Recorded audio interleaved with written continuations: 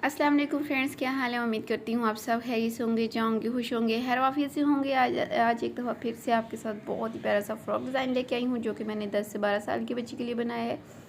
वैसे तो मैंने ये 10 साल की बच्ची के लिए बनाया है, लेकिन इसका जो साइज़ है वो आप 12 साल तक की बच्ची के लिए रख सकती हैं। अच्छा, जो साइज़ है ना वो मैं लूज़ बनाऊंगी। और इसके अलावा ये जो फ़्रॉक डिज़ाइन मैं बनाने लगी हूँ ना, ये मैं जो है वो समर के फैब्रिक पे बना रही हूँ, यानी लॉन का फैब्रिक है मेरे पास। और इसका प्रिंट मैं आपको चेक करवा रही हूँ, माशाल्लाह से बहुत ज़बरदस्त सा प्रिंट है। प्रिंटेड फैब्रिक के ऊपर ये बना रही हूँ। इस डिज़ाइन को अगर आप प्रिंटेड के अलावा प्लेन फैब्रिक पे भी बनाएंगे तो ये बहुत ज़्यादा प्यारा लगेगा, क्यूट लगेगा। और इस डिज़ाइन की एक और ख़ास बात ये है कि ये डिज़ाइन बच्चियों के साथ साथ आप अपने लिए भी बनाना चाहें तो ज़रूर बना सकती हैं, क्योंकि ये बहुत प्यारा सा बच्चियों के साथ, बड़ों के साथ, सबके साथ ये डिज़ाइन बहुत ही ज़्यादा प्यारा लगता है। तो इसका प्रिंट मैंने आपको चेक करवा दिया है। गला जो है वो छोटा सा ही है, क्योंकि ऊपर से मैंने लंबाई के हिसाब से इसको कट कर लिया था। दामन के भी ऊपर बहुत प्यारा सा प्रिंट है।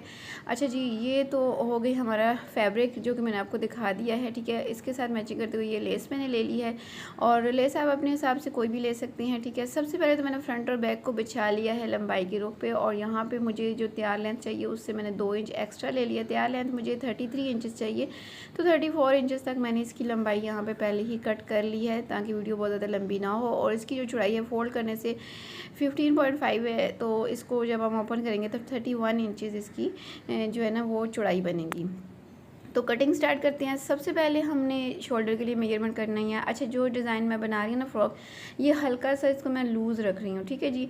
तो 6 इंचेस पे मैं इसका जो शोल्डर आपने परफेक्ट लेना है। शोल्डर में कोई वो नहीं होता है, शोल्डर अगर थोड़ा सा भी बच्चियों का बड़ा हो ना तो वो बहुत अजीब सा लगता है, ठीक है जी। शोल्डर मैंने बिल्कुल बराबर लिया है 6 इंचेस पे, और नीचे आर्म होल की जो लंबाई है वो मैंने हाफ इंच बढ़ा के 6.5 इंचेस ली है। और अब इसकी लाइन को मैं सीधा कर लेती हूँ, और यहाँ से जो आर्म होल का हम साइज़ लेते हैं ना, वो हम साइज़ नहीं लेंगे, बल्कि यहीं से हम इस लाइन को स्ट्रेट यानी कि सीधा कर लेंगे, ठीक है जी। ये इसकी मेन चीज़ है समझने वाली। आपने कटिंग को बहुत गौर से देखना है, ठीक है जी। मेन चीज़ इसकी कटिंग ही है। अब जितनी भी आपकी पेटी का साइज़ है, यानी जो जहाँ पे आपकी कमर की, यानी अगर बड़े आप अपने लिए बना रहे हैं तो ये आपको आसानी के लिए बता दूँ, जहाँ पे आपकी कमर की सिलाई आती है ना, कमर का निशान आता है, वहाँ तक आपने निशान लगा के एक लाइन ड्रॉ करनी है। तो मैंने बच्ची के हिसाब से बनाया, तो मैंने 12 इंच पे किया है, ठीक है जी। आप अगर अपने लिए बना रही हैं तो 15 से 14 इंच आपका मैक्सिमम होता है, ठीक है जी। तो अब ये जो ऊपर वाली साइड से मैंने मार्किंग की है ना, पहले मैं इसकी कटिंग करूँगी, ठीक है जी। इतने से इसकी बस इतनी सी इसकी कटिंग है इस फ्रॉक की। अब नीचे जो मैंने 12 इंच के फासले पे लाइन लगाई है ना, ये मैंने कट लगा ली है, ताकि ये सारी साइडों पे ये कट्स चले जाएँ, ठीक है। फ्रंट बैक पे भी और लेफ़्ट और राइट पे भी चले जाएँ। अब मैं आपको आगे इसकी स्टिचिंग डिटेल से समझाती हूँ। एक पीस को हम साइड पे कर लेते हैं, एक ही पीस पे सिर्फ आपको समझाऊंगी ताकि आपको अच्छे से समझ आ सके। फिर सेम उसी तरीके से आपने बाकी हिस्सों को भी कंप्लीट करना है। अब हम इसको खोल के रखेंगे, ठीक है। अच्छा, सबसे पहले तो मैं इसका सेंटर कर लूँगी, ताकि जब मैं इसकी जो है ना वो प्लेट्स वगैरह बना के तो इसकी चेस्ट का माप ले सकूँ, तो मेरे पास अंदाज़ा हो कहाँ से मैंने मेजरमेंट करनी है। तो जैसे कि मैंने आपको पहले बताया था कि जितना आपका कमर है वहाँ पे आपने एक लाइन लगा लेनी है। ये लाइन आपने सारी साइडों पे लगानी है। अब मैं बाहर से इसका जो कट वाला फैब्रिक है वो भी चेक कर लेती हूँ। ये देखें कितना ऐसा कट है, या नीचे वाली लाइन पे भी वहाँ पे मैं निशान लगा लेती हूँ, ठीक है जी। ये तकरीबन 9 इंच के हिसाब से बन रहा है। अब यहाँ से मैंने इसकी थोड़े थोड़े से फासले पे निशान लगाना है। ये निशान आपने बराबर ही लगाने हैं। आप 2 इंच की चौड़ाई भी ले सकती हैं, ठीक है। मेरी बच्ची की जो चेस्ट है वो बहुत ज़्यादा नहीं थी, तो मैं 2.5 इंचेस पे ले रही हूँ, ठीक है जी। ये चेस्ट पे डिपेंड करता है, ये मैं अभी आपको आगे चल के बताऊँगी कि ये आप कम या ज़्यादा भी कर सकती हैं, किस हिसाब से वो मैं भी आपको बताती हूँ। तो मैंने 2.5 इंच के फासले पे 3 निशान लगा ली हैं, ठीक है जी। आप 3 निशान लगाएं या 4 लगाएं, ये आपकी अपनी चॉइस पे है, लेकिन आपने इनको फोल्ड करने के बाद मेजरमेंट लाजमी करनी है। अब जो पहला निशान लगाया है ना, उसको उठा के बिल्कुल कॉर्नर पे जहाँ से हमारी कटिंग स्टार्ट हुई थी ना, वहाँ पे हमने इसको रखना है। तो ये तकरीबन फोल्ड होने के बाद इसकी चौड़ाई जो है वो 1.25 इंच रह जाएगी। ये देखें 1.25 इंच की चौड़ाई, और यहाँ से हम इसकी ऊपर हम सिलाई लगाएंगे, ठीक है जी। और फिर हम दूसरे वाले निशान को उठा के इसके ऊपर बढ़ा के रखेंगे, यानी पहले वाली जो प्लेट है वो सिर्फ हाफ इंच नज़र आनी चाहिए। दूसरी प्लेट को पहली प्लेट के ऊपर हमने इतना बढ़ा के रखना है कि पहली वाली जो प्लेट है ना वो हाफ इंच नज़र आए, और फिर इसके किनारे पे भी हमने सिलाई लगानी है। फिर तीसरी वाली प्लेट को उठा के तो हमने दूसरी वाली प्लेट के ऊपर रखना है इस तरीके से कि दूसरे वाली जो प्लेट है वो भी सिर्फ हाफ इंच तक ही नज़र आए, और फिर इसके यहाँ पे भी हमने सिलाई लगा के पक्का करना है। अब ये बिठा के हमने चेक करनी है कि हमारी चेस्ट कहाँ पे आ रही है। 8 इंच की मेरी चेस्ट है, ये देखें यहाँ पे फिटिंग की सिलाई आएगी, तो ये थोड़ा सा जो फैब्रिक है ये सिलाई के अंदर जाएगा, ठीक है जी। यहाँ पे मैंने जो प्लेट्स बनाई हैं वो मेरी परफेक्ट आ रही हैं। यहाँ पे अगर कमी पेशी हो तो फिर आप प्लेट्स को चौड़ा या आप जो है ना इसकी चौड़ाई कम कर सकती हैं, ठीक है जी। अब यहाँ पे ये देखें, ये इसकी दूसरी साइड पे भी सेम इसी तरीके से मैंने ये प्लेट्स जो हैं वो लगा के सिलाइयाँ लगा ली हैं, ठीक है जी।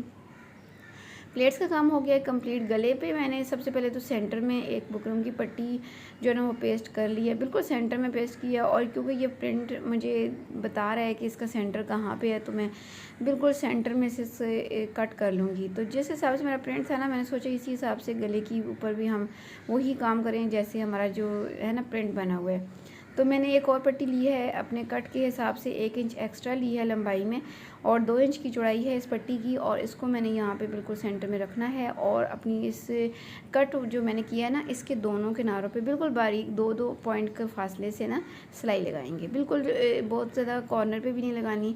और फिर हमने सिलाई लगा के ना ये पट्टी जो है वो सीधी साइड से उल्टी साइड की तरफ हमने इस तरीके से पलटनी है, ठीक है।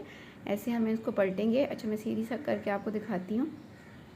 अच्छा, ये बहुत ही आराम से पलटी जाएगी, कोई इतना इशू नहीं है। पहले आप इसको हाथ की वजह से ऐसे क्रीज बना लें, ठीक है। फैब्रिक बाहर की तरफ ही होना चाहिए, और फिर आप यहाँ से इसको अंदर की तरफ फोल्ड करें। जितने के फासले पे आपने सिलाई लगाई होगी ना, उतनी ही पाइपन आपकी चौड़ी बनेगी, ठीक है जी।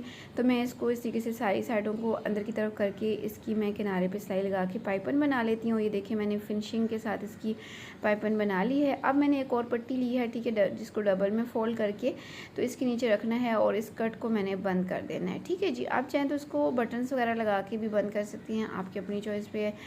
आप जैसे भी गला बनाना चाहें ये आपकी अपनी चॉइस पे है। मेन चीज़ जो है वो मैं आपके साथ जो शेयर कर रही हूँ डिज़ाइनिंग है। आप इस डिज़ाइनिंग के अंदर से मज़ीद डिज़ाइनिंग निकालना चाहें तो आप निकाल सकते हैं।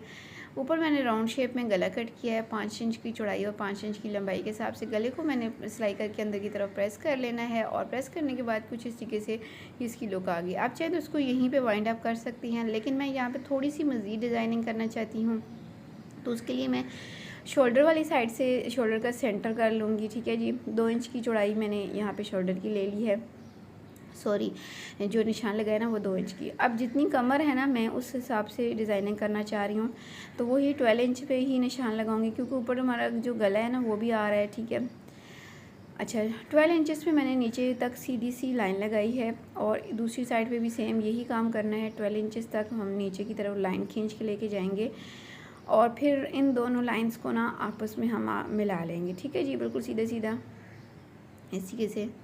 डिज़ाइनिंग मज़ीद अगर आप करना चाहें तो आपकी अपनी चॉइस पे होता है, ठीक है। मेरे पास यहाँ पे क्योंकि बॉर्डर पड़ा हुआ है, मैंने आपको स्टार्टिंग में बॉर्डर दिखाया था, ठीक है, मैं उसी बॉर्डर को यूज़ कर रही हूँ। कोई एक्स्ट्रा मैंने इसके ऊपर कुछ हाथ नहीं लगाया, वही बॉर्डर जो इस प्रिंट के साथ, इस फैब्रिक के साथ दिया हुआ था, वही मैंने डबल में फ़ोल्ड किया है। और यहाँ पे हम इसको बाहर की तरफ रख के ना, जो लाइन मैंने लगाई हुई है ना, उस लाइंस के बिल्कुल किनारे किनारे पे ना, यानी थोड़ा सा ऊपर बढ़ा के भी आप रख सकती हैं।